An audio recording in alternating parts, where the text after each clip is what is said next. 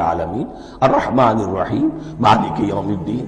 اب خطاب ایاک نعبد و ایاک نستعین، ہم صرف تیری ہی بندگی کرتے ہیں اور کریں گے، اور ہم صرف تجھ ہی سے مدد مانگتے ہیں اور مانگیں گے۔ یہ ترجمہ میں کیوں کر رہا ہوں کہ یہ فعل مضارع ہے۔ عربی زبان میں فعل مضارع حال اور مستقبل دونوں کو کور کرتا ہے۔ ایاکا کا جو ہے مفعول فاعلی جو ہے، مفعول جو ہے اس میں ضمیر مفعولی اسے پہلے لا کر حشر کا مضمون پیدا ہو گیا۔ ہم تیری بندگی کرتے ہیں نہیں، ہم تیری ہی بندگی کرتے ہیں اور کریں گے۔ حال میں ترجمہ کیجئے تو یہ اظہار حال ہے، اور مستقبل میں ترجمہ کیجئے تو یہ ایک عہد ہے، قول و قرار ہے، بہت بڑا معاہدہ ہے۔ وَإِيَّاكَ نَسْتَعِينُ، اور صرف تجھ ہی سے مدد مانگتے ہیں اور مانگیں گے۔ اس میں بھی حال کا ترجمہ اظہار حال، اللہ کرے کہ واقعی ہمارا حال وہی ہو۔ جب ہم یہ الفاظ کہتے ہیں تو واقعتاً ہم اس پر پورے اتر رہے ہوں کہ اسی کی بندگی کر رہے ہوں اور اسی سے ساری استعانت اور استمداد کر رہے ہیں۔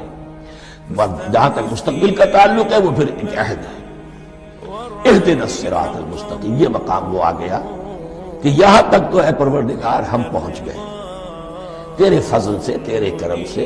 فطرت سلیمہ بھی تیری عطا کردہ تھی، عقل سلیم بھی تیری ودیعت کردہ تھی، ان دونوں کی روشنی سے ہم یہاں تک تو پہنچ گئے۔ اب ہماری جو ضرورت ہے، احتیاج ہے، وہ کیا ہے؟ اہدنا الصراط المستقیم، ہدایت بخش ہمیں سیدھے راستے کی۔ یہاں دو باتیں سمجھ لیجئے۔ انفرادی سطح پر انسان کے لیے نہ معلوم کتنے مرحلے آتے ہیں ہر روز کہ جس میں وہ ایک ٹھٹک کر کھڑا ہو جاتا ہے، یہ کروں یا یہ کروں۔ دو آلٹرنیٹو سامنے آ رہے ہیں، فیصلہ کرنا مشکل ہو رہا ہے۔ قدم قدم پر ہدایت کی ضرورت ہے، اور اجتماعی طور پر نوع انسانی تین بڑے بڑے تمدنی مسائل میں واقعہ یہ ہے کہ تسلیم کر لیا جانا چاہیے کہ عقل انسانی اس کو راستہ نہیں دکھا سکتی۔ عام معاشرتی سطح پر مرد اور عورت کے درمیان حقوق اور اختیارات کا کیا توازن ہے؟ ناممکن ہے، انسان طے نہیں کر سکتا۔ انسان یا مرد ہے یا عورت ہے۔ عورت سوچے گی اپنے لحاظ، اپنے جذبات کا، اپنے خیالات کا لحاظ رکھے گی، مرد کے جذبات و احساسات کا اسے کوئی اس کا کوئی تصور ہی ممکن نہیں۔ مرد سوچے گا اسے اپنے احساسات معلوم ہے، لیکن یہ کہ عورت کے احساسات سے وہ نابلد ہے، ان کو محسوس کر ہی نہیں سکتا۔ لا محالہ وہ اپنے بارے میں وہ جو بھی نظام بنائے گا اس میں وہ اپنی بالادستی رکھے گا۔ وہ تو ایک ہی ہستی ہو سکتی ہے کہ جو دونوں کی خالق ہے، مرد کی بھی عورت کی بھی، اور اس کو دونوں سے محبت ہے، دونوں کا خیر خواہ ہے، دونوں کا رب ہے، دونوں کو پروان چڑھانا چاہتا ہے۔ اسی طرح فرد اور معاشرہ یا ریاست، حکومت اور ریاست ہمیشہ یہ چاہتی ہے کہ سارے اختیارات ہمارے ہاتھ میں آ جائیں، ٹوٹلیٹیرین سوسائٹی ہو، بس ہم حکم دیں اور لوگ اس پر چلیں۔ افراد یہ چاہتے نہیں، ہمیں آزادی ہونی چاہیے۔ اب آپ دیکھیے کہ دنیا میں کتنے جھگڑے چلتے ہیں اسی پر، فریڈم فریڈم فریڈم۔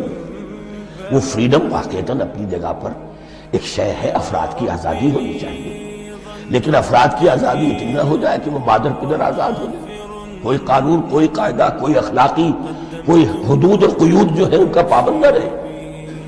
تو اب کہاں ہے وہ نقطہ اعتدال کہ جس میں انسان کی انفرادی آزادی، انفرادی اختیار اور ادھر اجتماعی مصلحتیں جو ہیں ان کو بیلنس کیا جا سکے؟ انسان طے نہیں کر سکتا، صرف اللہ ہی اس کے لیے نظام دے سکتا ہے۔ تیسرا مسئلہ ہے سرمایہ اور محنت، اس میں کیا توازن ہے؟ سرمایہ اور محنت دونوں مل کر کچھ بنا رہے ہیں، کچھ پروڈیوس کر رہے ہیں۔ اب اس میں نفع جو ہوا ہے اس میں سرمایہ کا کتنا حصہ ہونا چاہیے اور لیبر کا کتنا ہونا چاہیے، کون طے کر سکتا ہے؟ اس کے لیے بھی کہ ایسا نہ ہو کہ سرمایہ داری جو ہے آکاش بیل بن کر پورے معاشرے پر چھا جائے، اور غریب بیچارہ، مزدور بیچارہ، کاشتکار بیچارہ وہ گویا کہ چکی کے دو پارٹوں میں پس کر رہے ہیں، اس کی کوئی حیثیت نہ رہے۔ لیکن یہ کہ دوسری طرف اگر یہ کہ مزدور کا جو حق ہے اس سے زیادہ اس کو دے دیا جائے تو سرمایہ جو ہے وہ سکڑ جائے گا، شائی ہو جائے گا، وہ پھر میدان میں نہیں آئے گا۔ کیا کیا جائے؟ کون سا نقطہ عدل و اعتدال ہے؟ یہ تین مسائل ایسے ہیں، اہدنا الصراط المستقیم۔ تو تو یوں سمجھیے کہ ایک جو بنیادی ہدایت تھی، ایک اللہ کو پہچان لینا، یہ جان لینا کہ کل حسن و جمال اور تمام انعام و اکرام کا منبع اس کی ذات ہے، وہ رحمان ہے اور رحیم ہے، اور یہ جان لینا کہ مرنے کے بعد جی اٹھنا ہے، حساب کتاب ہے، فیصلہ ہوگا جزا و سزا کا، اور مختار مطلق اس دن کا اللہ ہے۔ پھر یہ عہد کر لینا ایاک نعبد و ایاک نستعین، اس کے بعد تو آپ پروردگار ہمیں ہدایت پر قائم رکھ، ہماری ہدایت میں اضافہ فرما۔ اس ہدایت کے لفظ کو سمجھ لیجیے، بنیادی ہدایت، تفصیلی ہدایت، قدم قدم پر ہدایت، ہدایت پر ہدایت۔ والذین اہتدوا زادہم ہدی، جو لوگ ہدایت کے راستے پر آتے ہیں اللہ ان کی ہدایت میں اضافہ کرتا ہے۔ تو یہ قدم قدم پر ہمیں ہدایت کی ضرورت ہے اور مرحلہ وار ضرورت ہے۔ ہدایت اس کو بھی کہتے ہیں کہ کسی نے آپ سے کوئی پتہ پوچھا، آپ نے کہا ادھر جانا، پھر دوسری گلی میں مڑنا، پھر جانا دو تین لائٹیں چلے جانا، پھر مڑنا، وغیرہ وغیرہ، یہ بھی ہدایت ہے۔ نظری طور پر آپ نے بتایا۔ ایک ہدایت یہ ہوئی کہ بھائی میں چلتا ہوں آپ کے ساتھ، میں آپ کو وہاں تک پہنچا دوں گا تاکہ آپ کو دقت نہ ہو، آپ نے منزل تک پہنچا دیا۔ ان دونوں کے درمیان، یہ تو میں نے ایک فرد کی مثال دی ہے، اللہ اور بندے کے درمیان نہ معلوم کتنے مراحل ہیں ہدایت کے۔ تو کسی وقت بھی انسان اپنے آپ کو ہدایت خداوندی سے مستغنا نہیں سمجھ سکتا، اور نہیں تو پروردگار جو ہدایت دی ہے اس پر ہدایت پر قائم رکھ۔ کیا پتا شیطان کا کوئی حملہ، کیا پتا ہمارے نفس کی کوئی شرارت کسی ایسے رخ پر ہمیں ڈال دے کہ اب تک کی ساری کمائی ضائع ہو جائے۔ لہذا یہ نہ سمجھیے کہ جب یہ ساری چیزیں ان کو معلوم تھی، ان چیزوں کا تو اقرار کر رہے تو اب ہدایت کون سی مانگ رہے ہیں؟ تو ہدایت کا تو بڑا میدان کھلا ہوا ہے، اور اس ہدایت کی وہ جو میں نے آخری شکل آپ کو بتائی ہے، یہ منزل مقصود تک پہنچا دے۔ یہ ہدایت بھی قرآن مجید میں اس معنی میں بھی لفظ آیا ہے کہ اہل جنت جب جنت میں داخل ہوں گے تو جو ترانہ حمد ان کی زبان پر اس وقت ہوگا وہ کیا ہے؟ الحمدللہ الذی ہدانا لہذا وما کنا لنہتدی لولا ان ہدانا اللہ۔ کل شکر اس اللہ کا جس نے ہمیں یہاں تک پہنچا دیا، ہدایت دی یہاں تک پہنچا دیا، اور ہم ہرگز نہ پہنچ پاتے، ہم ہرگز ہدایت یافتہ نہ ہو سکتے کہ اللہ ہی ہمیں ہدایت نہ دیتا۔ اہدنا الصراط المستقیم، سیدھا راستہ، صراط الذین انعمت علیہم، اب اس کی مزید وضاحت ہے، راستہ اس کا ان لوگوں کا جن پر تیرا انعام ہوا۔ یہ کون لوگ ہیں؟ اس کی وضاحت آپ کو ملے گی سورہ نساء میں۔ من یطع اللہ والرسول فاولئک مع الذین انعم اللہ علیہم من النبیین والصدیقین والشہداء والصالحین۔ چار طبقات ہیں منعم علیہم جن پر اللہ کا انعام ہوا ہے۔ چوٹی پر انبیاء کرام، اس کے بعد صدیقین کرام، اس کے بعد شہداء عظام، اس کے بعد عام صالح مسلمان، صالح۔ یہ بیس لائن ہے، اس سے اوپر کا درجہ شہداء کا ہے، اس سے اوپر کا درجہ صدیقین کا ہے، اور پھر اس سے اوپر کا درجہ انبیاء کا ہے۔ انبیاء میں سے پھر وہ بھی ہوتے ہیں کہ جو اولو العزم من الرسل ہیں، لیکن یہ چار طبقات ہیں، ان کے راستے پر ہمیں چلا۔ غیر المغضوب علیہم ولا الضالین، جو مغضوب علیہم نہیں ہوئے، جن پر تیرا غضب نہیں ہوا، اور غضب ہوتا ہے ان پر کہ جو ہدایت کے واضح ہونے کے بعد ہدایت کو ترک کر دیں، وہ ہے مغضوب علیہم۔ جنہیں ہدایت مل گئی ہو، ہدایت کو پہچان لیا ہو، پھر اپنی شرارت نفس کی وجہ سے، اپنی نفسانیت کی وجہ سے، اپنے تکبر کی وجہ سے، اپنے حسد کی وجہ سے وہ اس حق کو رد کر دیں، اس کو ترک کر دیں، ان پر اللہ کا غضب آتا ہے۔ اور اس میں اس کی بہت بڑی مثال تاریخ کے اعتبار سے یہود دی۔ اللہ نے انہیں ہدایت دی، کتابیں عطا کی، تورات، انجیل، زبور، سینکڑوں نبی ان میں مبعوث کیے، 1400 برس تک نبوت کا تار ٹوٹا ہی نہیں، مسلسل۔ ابتدا میں بھی 2 نبی، موسیٰ اور ہارون، اور اختتام پر بھی 2 نبی، عیسیٰ اور یحییٰ علیہ السلام، اور ان کے مابین کوئی لمحہ نہیں آیا ہے تاریخ بنی اسرائیل میں جبکہ کوئی نہ کوئی نبی موجود ہے۔ لیکن انہوں نے اپنی شرارت نفس کی وجہ سے ہدایت تورات سے بھی منہ موڑا، اور پھر سب سے بڑی بات یہ کہ ہدایت محمدی سے، ہدایت قرآنی سے صلی اللہ علیہ وسلم وہ موڑا، وہ ہے مغضوب علیہم ولا الضالین، اور نہ ہی گمراہ ہوئے۔ یہ لفظ جو آتا ہے عربی زبان میں گمراہ کا بھی ہے اور تلاش حق میں بھٹکنے والے کا بھی۔ ایک وہ شخص ہے جس پر حق ابھی واضح نہیں ہوا، تلاش میں، اس کے لیے بھی ضال کا لفظ آئے۔ اسی طرح کوئی شخص کسی کے عشق اور محبت میں ایسا ہو جائے، دیوانہ ہو جائے، اس کو بھی ضال کہتے ہیں، یعنی اس کے اوپر جذبات کا اتنا غلبہ ہو گیا ہے کسی کی محبت اور عشق کی بنا۔ تو حضور کے لیے یہ لفظ آیا ہے وَوَجَدَكَ ضَالًّا فَهَدَىٰ، اور یہ تو سورۃ الضحیٰ ہے، اکثر بیشتر لوگوں کو یاد ہوگی۔ تو یہ جو ضال کا لفظ ہے، اس میں سمجھ لیجیے ضروری نہیں ہے کہ وہ گمراہ ہو، بلکہ وہ بھی کہ جو ابھی راہ ہدایت کی طلب میں، اس کے حصول کے لیے اس کی تلاش میں کوشاں، اور وہ بھی کہ جو کسی مغالطے کی وجہ سے حق سے منحرف ہو جائے۔ یہ بھی جان لیجیے کہ ایک ہے بدنیتی، تکبر، حسد، حق کو جان کر پہچان کر رد کر دینا یا چھوڑ دینا یا ترک کر دینا۔ ایک ہے کسی غلطی میں، کسی جذبات کے اندر آ کر، کسی غلو کے اندر مبتلا ہو کر اور حق سے منحرف ہو جانا۔ اس کی جو سب سے بڑی مثال ہے وہ نصارہ ہے، عیسائی ہے۔ حضرت مسیح کو انہوں نے مانا لیکن غلو کیا۔ یہ لفظ آئے گا آگے، لا تغلو فی دینکم، اپنے دین میں غلو نہ کرو۔ جیسے ہمارے ہاں بھی بعض لوگ ہیں جو حضور صلی اللہ علیہ وسلم کی تعریف میں، حضور صلی اللہ علیہ وسلم کے ساتھ اپنی محبت کے اظہار میں غلو کر جاتے ہیں۔ یہ انتہا درجے کو ہو گیا تھا حضرت مسیح علیہ السلام کے ماننے والوں میں، اور اس کی بنا پر انہوں نے تثلیث کا عقیدہ ایجاد کر دیا اور حضرت مسیح علیہ السلام کو اللہ کا بیٹا بنا دیا۔ اس کی سب سے بڑی مثال ضالین کی اس اعتبار سے کہ ہدایت پانے کے بعد کسی بدنیتی سے نہیں بلکہ کسی اچھے جذبے میں غلو کی وجہ سے، رسول سے محبت کرنا تو اچھا جذبہ ہے، لیکن یہ محبت بھی ایک حد میں رہنی چاہیے۔ غلو کرے گی تو ظاہر بات ہے کہ اس کے بعد وہ گمراہی کی طرف لے جائے گی۔ یہ ہے اس سورہ مبارکہ کا ترجمہ، اور اس کے بعد آخر میں آمین کہنا یہ مسنون بھی ہے، کہنا چاہیے۔ البتہ اختلاف یہاں بھی صرف اتنا ہے کہ نماز میں جب آپ امام کے ساتھ ہیں، وہ اگر جہری قرات کر رہا ہے تو آیا اس کے بعد آپ کو بھی بالجہر کہنا ہے آمین یا نہیں کہنا، یہ اختلاف ہے، ان میں کوئی فرق واقع نہیں ہوتا۔ یہ چیز متفق علیہ کہ کہنا ہے آمین، بلکہ یہ آمین تو یہودیوں میں ہے، یہ آمین جو ہے یہ عیسائیوں میں ہے۔ ان کی بھی جو پریئر، لارڈس پریئر ہے، اس کے بعد آمین، وہ آمین کہتے ہیں، وہ فرق، وہ لفظ ایک ہی ہے۔ اس لیے کہ عبرانی زبان اور عربی زبان، یا تو ہم یہ کہہ سکتے ہیں کہ دونوں بہنیں ہیں، کوئی ایک مشترک زبان تھی ان کی ماں جس کی یہ دو بیٹیاں ہیں، اور یا یہ کہنا پڑے گا کہ عربی زبان کی ماں جو ہے وہ عبرانی زبان ہے۔ بہرحال بڑا قریبی رشتہ عربی کا اور عبرانی کا ہے، اس اعتبار سے وہ آمین۔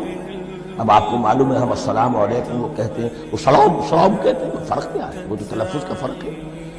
اسی طریقے سے اور بہت سے الفاظ ہیں، میں بعد میں بتا۔ اب میں اس سورہ مبارکہ کے بارے میں خاص حدیث آپ کو سنانا چاہتا ہوں، اور اسی سے در حقیقت جو امام ابو حنیفہ کا موقف ہے رحمۃ اللہ علیہ، اس کی حقانیت مزید مبرہن ہو جائے گی۔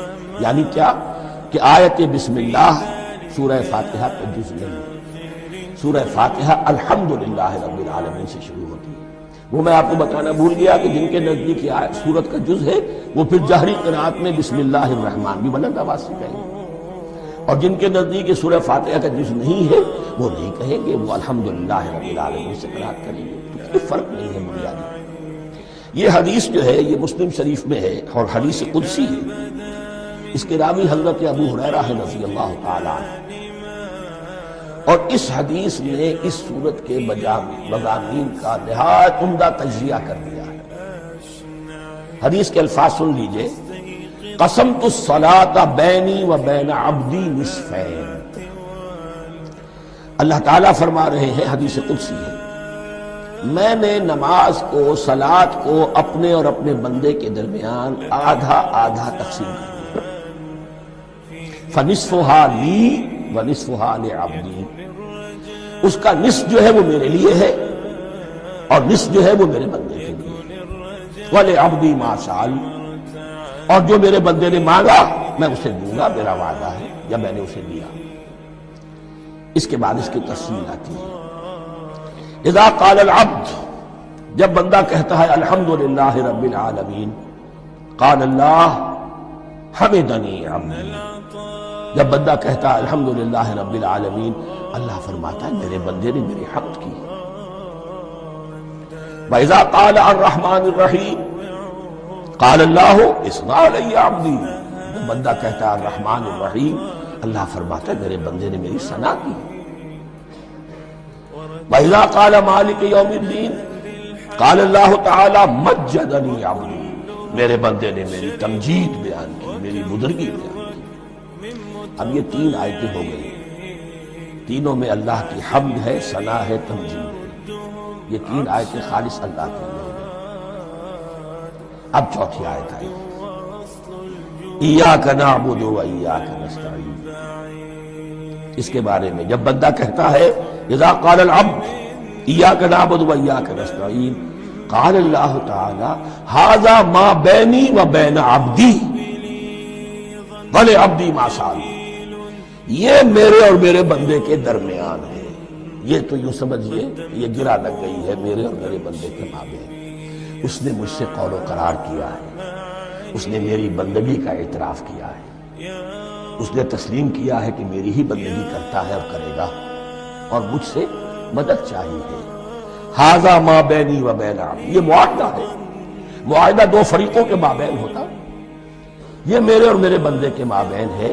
والے عبدی ما سأل، اور میں نے اپنے بندے کو دیا جو اس نے مانگا، وہ میری مدد چاہتا ہے، میری مدد اس کے شامل حال ہے۔ فَإِذَا قَالَ، اور جب بندہ کہتا ہے اهْدِنَا الصِّرَاطَ الْمُسْتَقِيمَ صِرَاطَ الَّذِينَ أَنْعَمْتَ عَلَيْهِمْ غَيْرِ الْمَغْضُوبِ عَلَيْهِمْ وَلَا الضَّالِّينَ قَالَ اللَّهُ تَعَالَى هَذَا لِعَبْدِي وَلِعَبْدِي مَا سَأَلَ، یہ تین آیتیں یہ میرے بندے کے لیے، اهْدِنَا الصِّرَاطَ الْمُسْتَقِيمَ، اسی صراط مستقیم کی وضاحت ہے مثبت، صراط الذین انعمت علیہم، اسی صراط مستقیم کی وضاحت ہے منفی انداز میں، غیر المغضوب علیہم ولا الضالین، یہ سب میرے بندے کے لیے ہے، اور میں نے اپنے بندے کو دیا جو اس نے مانگا۔ اس کو میں نے ایک مرتبہ یہ ترازو کی شکل میں اس کو لکھوایا تھا، دیکھیے یہ ایاک نعبد و ایاک نستعین، یہ ہے وہ ترازی کی وہ ڈنڈ ہوئی، واو جو ہے ایاک نعبد و ایاک نستعین، واو جو ہے گویا کہ وہ مٹھ ہے جس سے کہ ترازو کو پکڑا جاتا ہے۔ ادھر ایک پلڑا ہے جس کی تین آیتیں ہیں، الحمدللہ رب العالمین الرحمن الرحیم مالک یوم الدین، اس کا نتیجہ کیا نکلا؟ ایاک نعبد۔ آپ نے شاید یہ سنا بھی ہو، ایک بہت ہی عمدہ قرات کا جو ریکارڈ ہے قاری عبدالباسط عبدالصمد کا، وہ یہیں سے چل کر سورہ فاتحہ کی قرات کر کے ایاک نعبد پر آ کر رکتا ہے، الحمدللہ رب العالمین الرحمن الرحیم مالک یوم الدین ایاک نعبد، گویا کہ یہاں یہ صورت بالکل ہاف ہو گئی ہے، تین آیتوں میں اللہ کی حمد ہے، ثنا ہے، تمجید ہے، جس کا نتیجہ ہم تیری ہی بندگی کرتے ہیں، تیری ہی اطاعت کریں۔ لیکن اب اس کے بعد سوال ایاک نستعین، اسی کی جو استعانت کیا درکار ہے ہمیں؟ ہدایت، ہدایت سب سے بڑی استعانت ہے، ہدایت ہی تو سب سے بڑی مدد ہے۔ اهدنا الصراط المستقیم صراط الذین انعمت علیہم غیر المغضوب علیہم ولا الضالین، یہ ایاک نستعین کے حکم کے ساتھ یہ تین آیتیں آ گئیں، اهدنا الصراط المستقیم صراط الذین انعمت علیہم غیر المغضوب علیہم ولا الضالین، قسمت الصلاة بینی و بین عبدی نصفین فنصفها لی ونصفها لعبدی ولعبدی ما سأل۔ اللہ تعالیٰ اس سورہ فاتحہ کا جو اصل مفہوم ہے وہ بھی ہمارے ذہنوں پر، ہمارے شعور کی سطح پر اسے اجاگر کیے رکھے، ہمیں توفیق دے کہ جب بھی پڑھیں، جب بھی سنیں تو وہ کیفیت اگر ہو جائے، اس لیے کہ ایک حدیث ہے کہ الصلاۃ معراج المومنین، نماز تو اہل ایمان کے حق میں معراج کے درجے میں ہے۔ اس حوالے سے ہم یہ سمجھ سکتے ہیں کہ کوئی وقت ایسا آ سکتا ہے کہ انسان کو واقعتاً، روح انسانی واقعتاً اللہ کے یہ جواب سنے، انہونی بات نہیں، ہوتا ہے خطاب آخر، اٹھتا ہے حجاب آخر، کرتے ہیں خطاب آخر، یہ تو ہوتا ہے۔ مخاطبہ الہی ہے، تو میں نے عرض کیا کہ ثابت ہے، مخاطبہ، محادث اور تحدیث اللہ بندوں سے کلام کرتا ہے۔ يكن الرجاء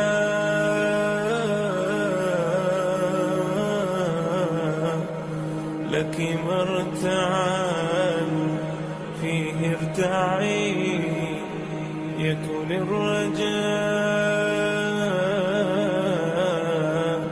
يكن الرجاء